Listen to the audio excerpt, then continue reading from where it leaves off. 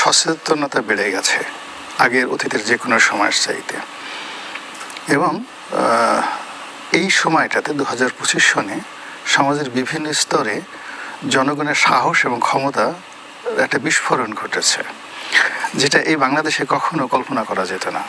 একজন পুলিশ কর্মকর্তার সামনে, সেনা কর্মকর্তার সামনে, কিংবা মন্ত্রী এমপি পদমর্যাদার যে কোনো একটা লোকের সামনে যে কোনো শ্রেণী পেশার মানুষ গিয়ে দাবি জানাতে পারে, ক্ষোভ ঝাড়তে পারে, রাগ ঝাড়তে পারে।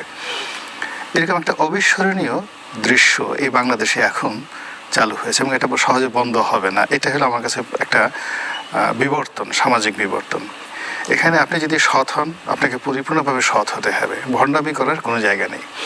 আপনি যদি অসৎ হন, আপনাকে ডিক্লেয়ার দিয়ে দাউদ ইব্রাহিমের মতো আপনাকে মাস্তান হতে হবে, যে আমি ঠিক আছে দাউদ ইব্রাহিম, আমি এইভাবে চলবো, আপনি ইচ্ছা হয় আমার কাছে আসেন, না হয় না আসেন।